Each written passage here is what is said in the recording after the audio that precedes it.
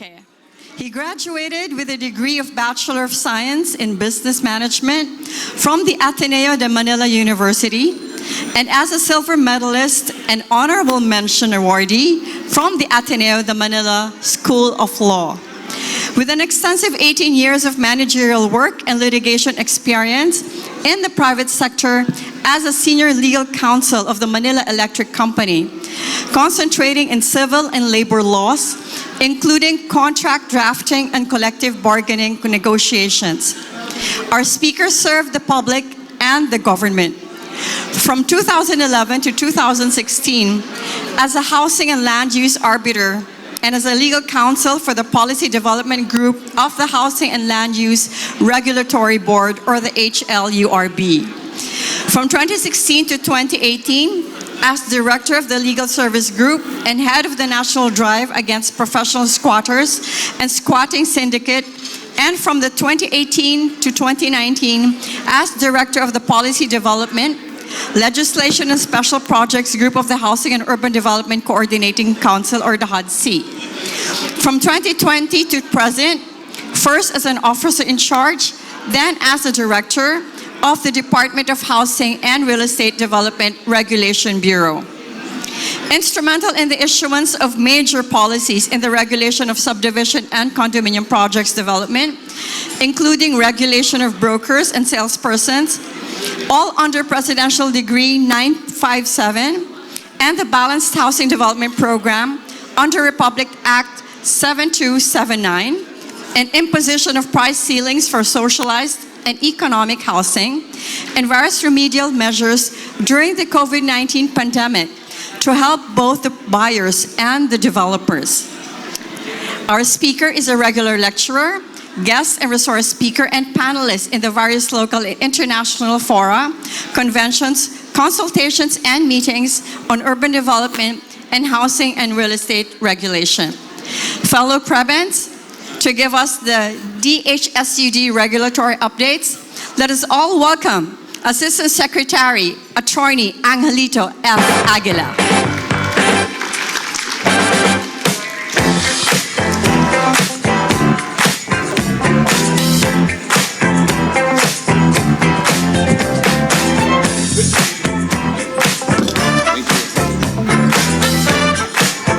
Thank you very much, and good morning to all. I'm back here in CREBA, okay?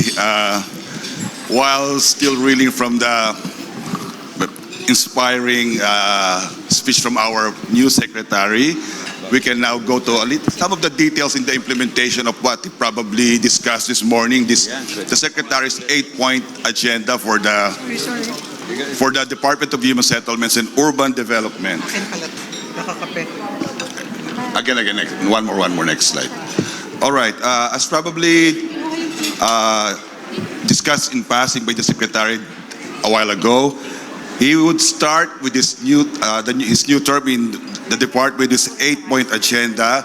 Basically, his 8-point agenda would be the expanded 4PH. So from the 4PH before, we now have the expanded 4PH. We will elaborate in a while. The fast tracking of programs, frameworks, and IRRs to support the implementation of the expanded 4PH, the streamlining of permits, and hopefully the piloting and establishment of one-stop shops by 2028, together with full digitalization.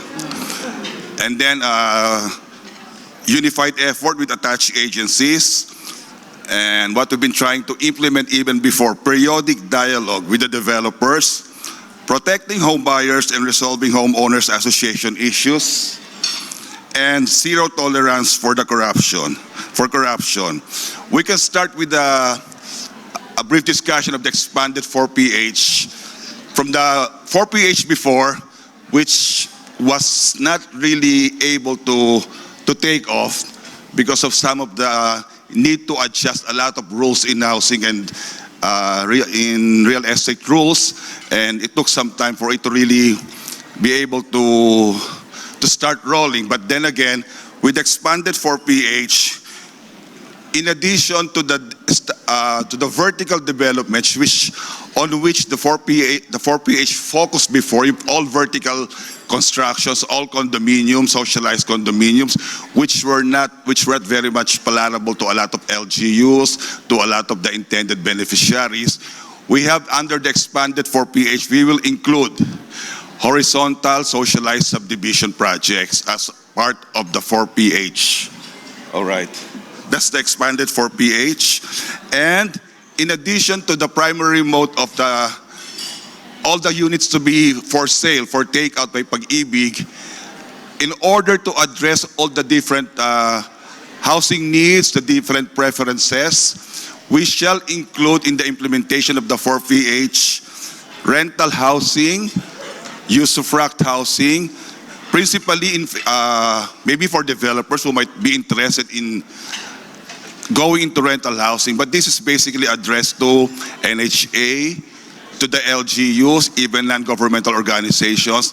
They might want to engage into rental housing or usufruct housing, and to even make it more affordable to the intended beneficiaries, we will be tapping the developers' incentivized compliance to augment, to subsidize rental housing, usufruct housing, to bridge the affordability gap between the intended beneficiaries, preferring instead of, because of the difficulty in the affordability for buying condominium units or house and lot in subdivision projects, they may opt to, in the meantime, avail of rental housing, and some LGUs going into usufruct housing.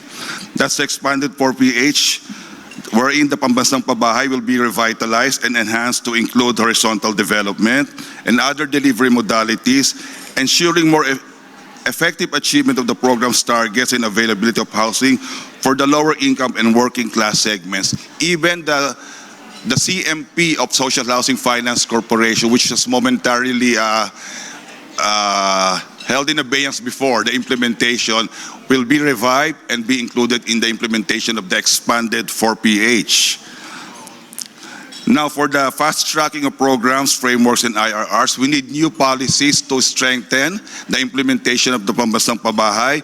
We are currently reviewing Batas Pambansa, BP 220, particularly the more applicable standards for the expanded 4PH. And along with that, some revisions with respect to the minimum floor requirement because of the adjustment in price ceiling, which we will also discuss in a while. We would be coming up with express licensing for projects under the expanded 4PH, and we have some adjustments in the issuance of certificate of completion necessary for the takeouts. We need to address some changes there in the policy of the issuance of certificate of completion, which initially is being required for takeouts, but there might be some need to adjust the current procedure in the issuance of the certificate of completion. I think a lot of you might be aware that before we unbundled it. We have a separate issuance for certificate of completion for the land development before, because at that time that was really required by law under 1216 that upon completion of land dev, there should be an issuance of certifying the completion of the land dev for purposes of donation. But just last year, DHSUD came up with another issuance wherein we didn't have that unbundling anymore. For purposes of issuance of certificate of completion, all the housing units should first be completed. Unlike before, our rule then was housing construction would be based purely contractual upon purchase. At this time, the developer can start. But now, they changed it last year. It becomes part of the requirement for the time of completion, even the housing units, which we might need to address because you cannot avail of the Pag-ibig takeout loan if you don't have yet the completion, certificate of completion. So it defeats the purpose of securing an early license to sell if you can only start selling and having takeout after the full completion of the project. So there's some contradiction there which we need to address. Okay.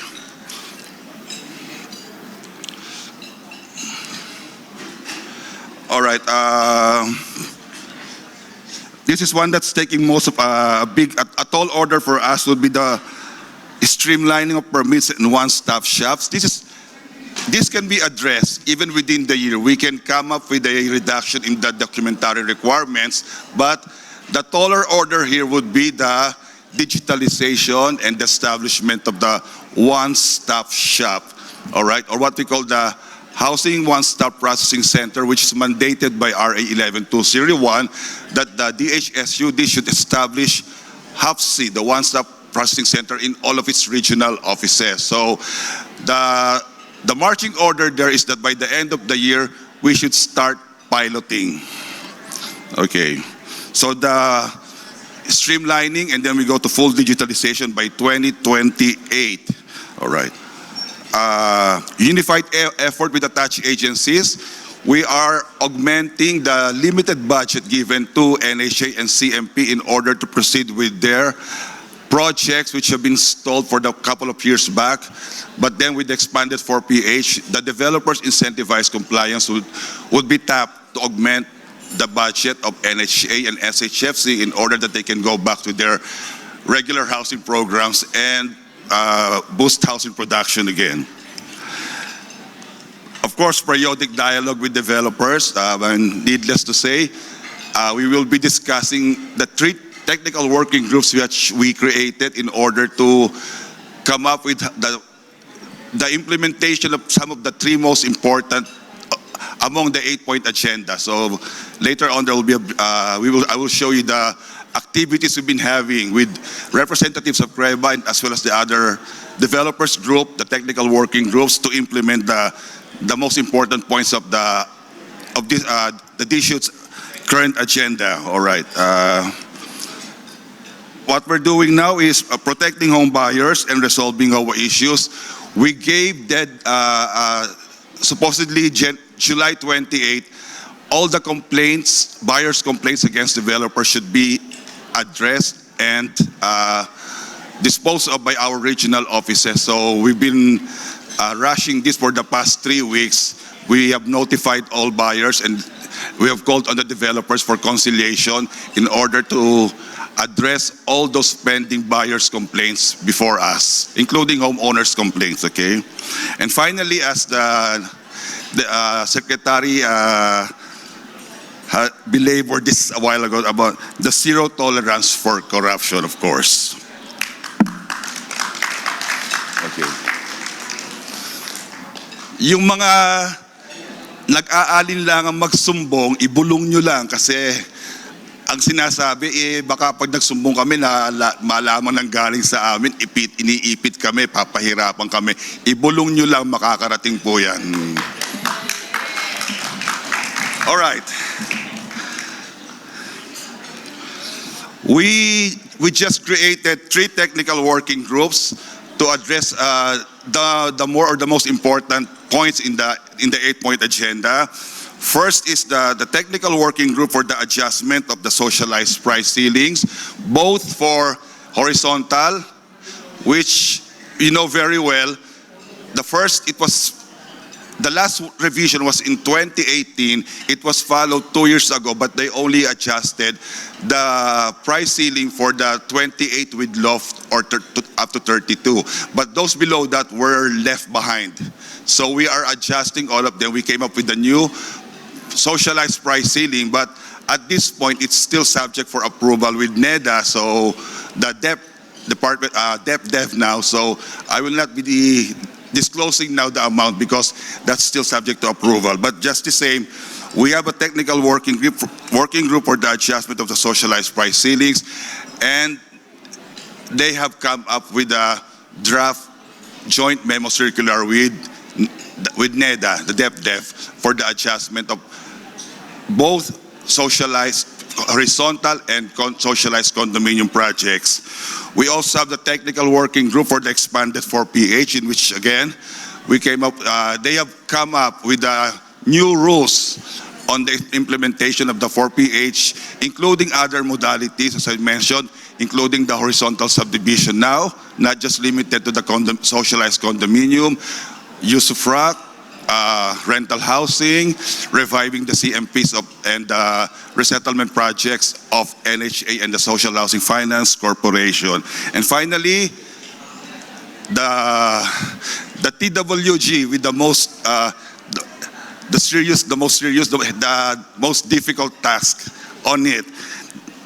And Madam Techi has been religiously participating as, and together with the other representatives from the other groups, the TWG for the digitalization and streamlining, the establishment, hopefully, of the Housing One-Stop Processing Center. All right.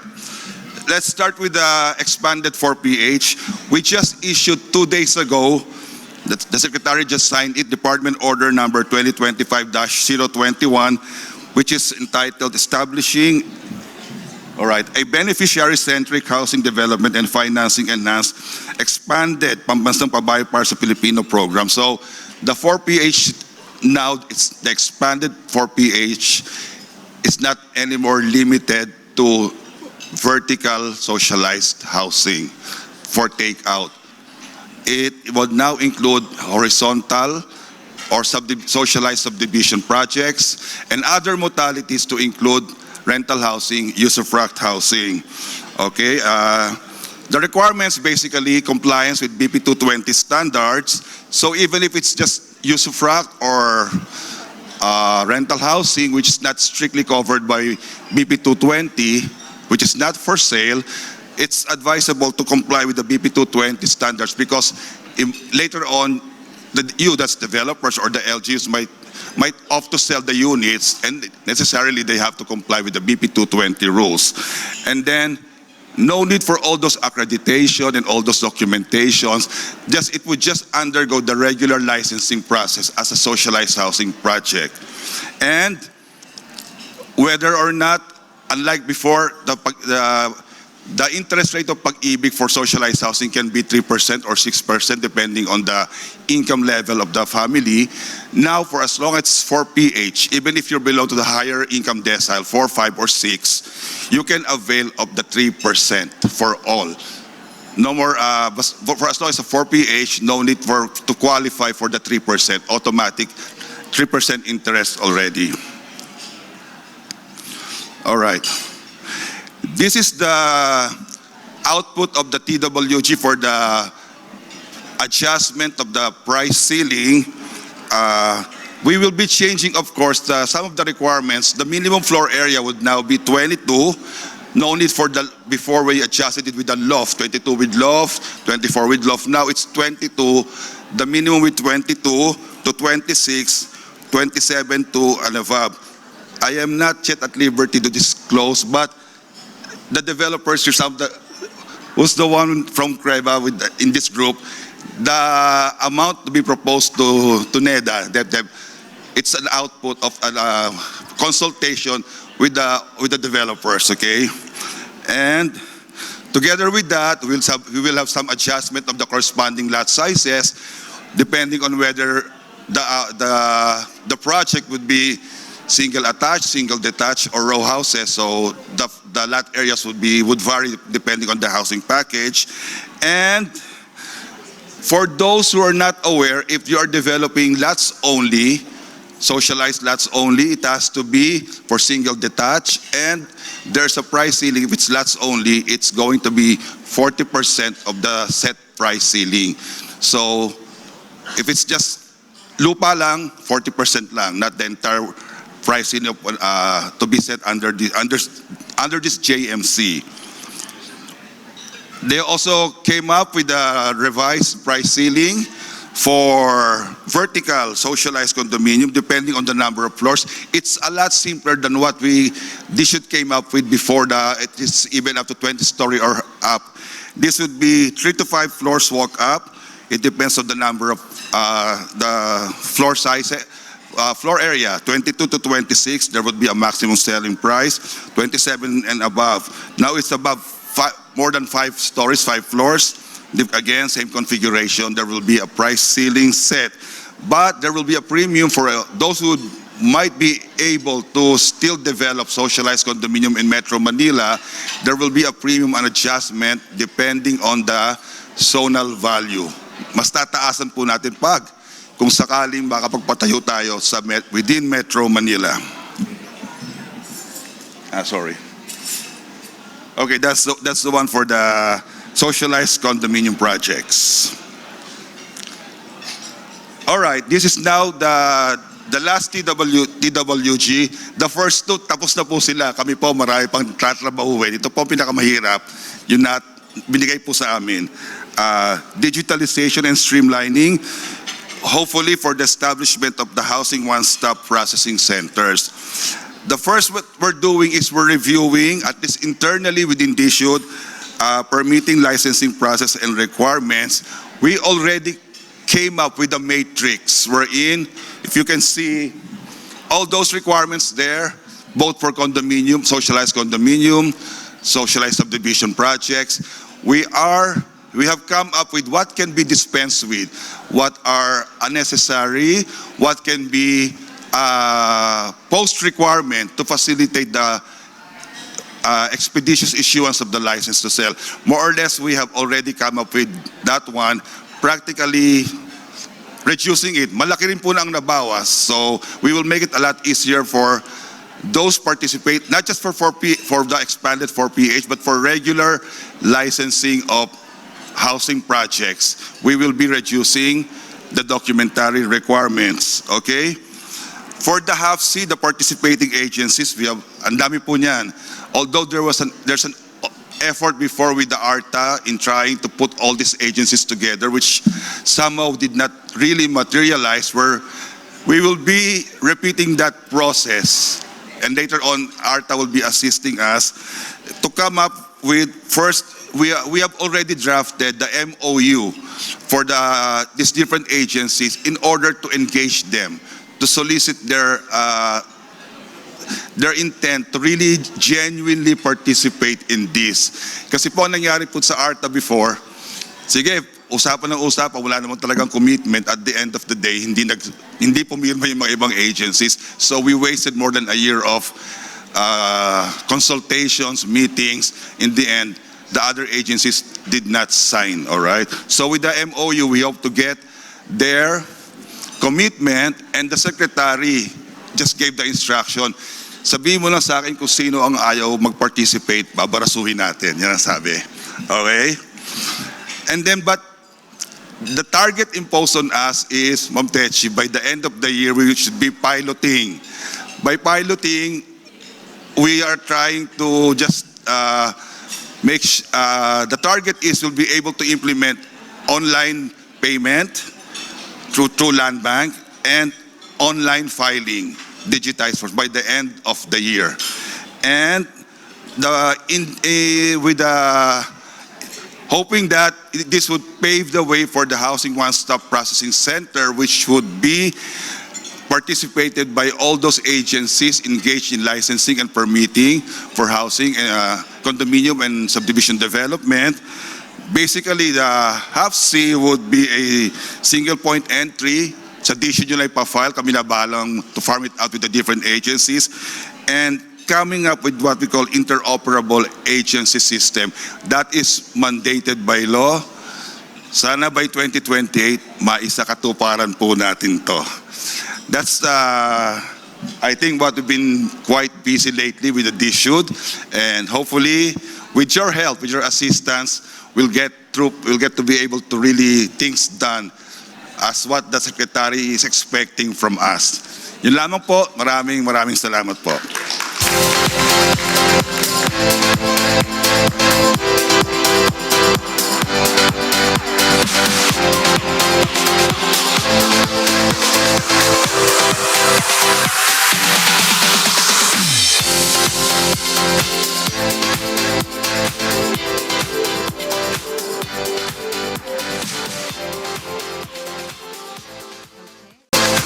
Thank you very much.